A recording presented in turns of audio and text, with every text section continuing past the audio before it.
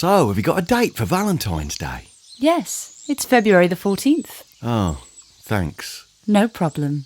The Fool's Journey.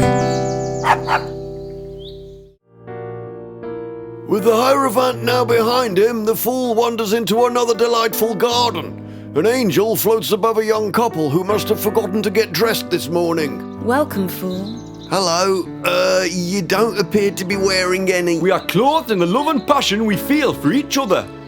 Right. Tell me, Fool, have you ever known true love?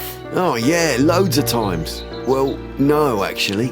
To find true love, one must first learn to love oneself. Oh, I've done plenty of that. To seek out the dark places in your soul and bring them into the sunlight. To accept yourself unconditionally. Only then can you truly open your heart to another. The path of life is not meant to be walked alone. Yeah, I suppose it isn't. But love is not just about companionship. Love comes in many forms. The passion you feel when you express yourself, the excitement of a new day, the love of life itself. Love is everywhere. To be alive is to experience love. Well, you all certainly seem to be experiencing it here. I must say I'm feeling rather loved up myself right now. That's good to hear. Now go forth into the world and spread your love to everyone you encounter. Give your love freely and it will grow and return to you in abundance. Remember, Fool, when you fall in love with the universe falls in love with you. Gosh, thank you. The Fool leaves the nudist gathering to advance along his path. To be continued. Welcome back to Keepy's Quest and Tarot School. This week we're getting all loved up with the 6th card in the Major Arcana, the Lovers. The brief historical definition in Waite's Key to the Tarot is attraction, love, beauty, and trials overcome. In the Tarot de Marseille, the card is called l'amour. L'amour? L'amour. But is also sometimes known as the choice. Here we can see a gentleman standing between two ladies, and there's Cupid flying overhead. According to mythology, Cupid is the son of Venus and Mars, who shoots an arrow with the power to fill his target with uncontrollable desire. The card was often seen to represent a decision made between competing interests. This could refer to a choice between two potential romantic partners or to any important choice we need to make in our lives. However, the Rider-Waite card takes us in a completely different direction. It has a strong connection to the Two of Cups, which we'll be looking at when we cover the Minor Arcana. Dominating the upper part of the image, we see what Waite describes as the sun shining in the zenith, and beneath is a great winged figure with arms extended, pouring down influences. According to Paul Foster Case, the angel is Raphael, angel of air, the element attributed to Gemini, and in the symbolism of the Roman Church, the particular angel of the planet Mercury. He's also the great archangel of the eastern quarter of the heavens. So who's this Raphael when he's not flapping about above nudie people?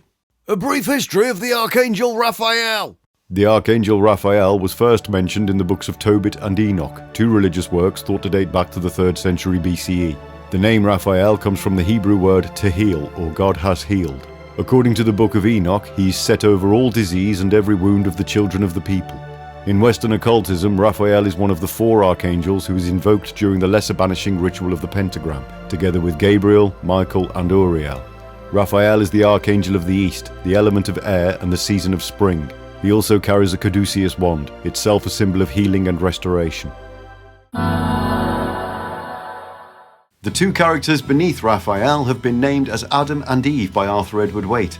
In the foreground are 2 human figures, male and female, unveiled before each other as if Adam and Eve when they first occupied the paradise of the earthly body. I am almost finished, but I have 2 final gifts for you. The first is being able to pee standing up. Oh, I'll definitely have that one. Nice one. Woohoo! Very well. Eve, that means you get multiple orgasms. Wait, what? Hang on a minute. The 3 figures form a triangle symbol that is a recurring theme in the tarot. We saw it in the Hierophant and we'll be seeing it many more times later on. In connection to the lovers, the angel above is thought to represent an intermediary between masculine and feminine polarity. In 78 Degrees of Wisdom, Rachel Pollack writes, if in the triangle motif the 2 figures represent the dualities of life, while the larger figure above symbolises a mediating force between them, then in Trump 6 the mediator is sexual love. When we surrender to it, we experience a glimpse of something greater than ourselves. Young love especially is an important aspect of this card, as in the first time we experience those kind of strong emotions. Waite says the figures suggest youth, virginity, innocence, and love before it is contaminated by material desire.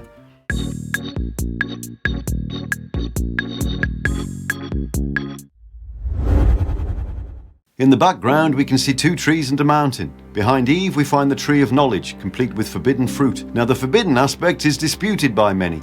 Kabbalists believe that the fall of man legend is actually referring to consciousness cascading down the tree of life. According to Milo Duquette, the light of Keter is one. It is pure consciousness. Its radiance never diminishes. The 9 Sephirot beneath it simply separate and filter the light. This trickle-down consciousness, not the mythical fruit-eating incident, is the real fall of man. Winding around the trunk we see the serpent. However, it's important to note in this context the snake does not represent evil but rather wisdom. The book of Genesis speaks of how the tree was to be desired to make one wise, and in Matthew Jesus talks of how one should be as wise as the serpent. Behind Adam we see the biblical tree of life, adorned with 12 flaming fruits. My understanding is that this is not to be confused with the diagram of the Kabbalistic tree of life which we were just talking about, as that's a separate concept. So the tree of knowledge is the tree of life, but not this tree of life? Yeah? Look, as ever, I'm happy to be put right on this, but I think this is what happens when you start jumbling up Kabbalism and Christianity. You put 2 and 2 together and somehow end up with a shoe. Anyway, in this case, we're referring to the tree of life from Genesis. The story goes that after Adam and Eve were tempted into eating the fruit of knowledge, God got rather upset and said, Behold, the man is become as one of us, to know good and evil. And now lest he put forth his hand and take also of the tree of life, and eat and live forever. To keep them away, God guarded the tree with a flaming sword and a cherubim. The flaming fruit is said to embody the passion of Adam. In this sense, it's notable that Adam looks at Eve, while Eve looks toward the angel. In between them, we can see a mountain that, according to Paul Foster Case, is a representation of the great work, which we spoke about in the Magician video. Many see it as a symbol of the uniting of opposites, resulting in an ascension to a higher spiritual plane. To unite the divine with the conscious is the ultimate aspiration of humanity. But what does it all mean? In divination, the lovers generally means what it says on the tin: love, passion, devotion, and union between two people. Anyone who's ever performed a love reading for someone will know that people tend to only listen to what they want to hear. But broadly speaking, if someone is asking about a potential new relationship, this is definitely the card they want to see at the end of that spread. I guess we're all looking for a happily ever after. However, you can always have too much of a good thing, and a negative aspect of the card can be obsessive behaviour. The card also indicates overcoming difficulties. Sometimes love can help us find a way through the darkness. The path to unending joy may be hidden from us, but true love will light the way.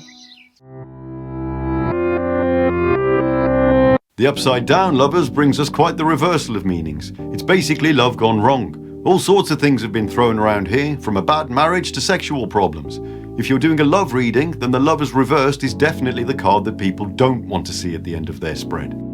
The card's position in the major arcana, following the mother, father and teacher archetypes, suggests adolescence, and reversed, the card can mean the negative aspects of that. Rachel Pollack talks about romantic immaturity, the prolonged adolescence that keeps some people in childish fantasies, long after their bodies have fully matured. Correspondence Corner!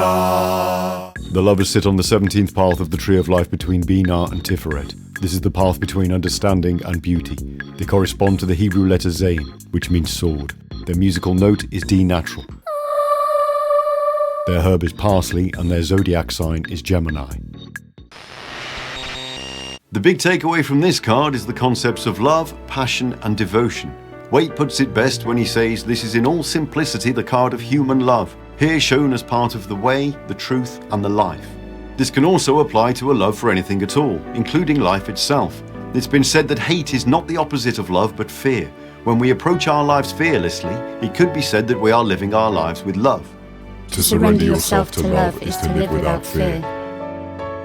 Thank you for coming down to the spiritual garden shed that is Kippy's quest. May the coming days bring you love, passion, and the uncontrollable desire to like this video and subscribe to our channel.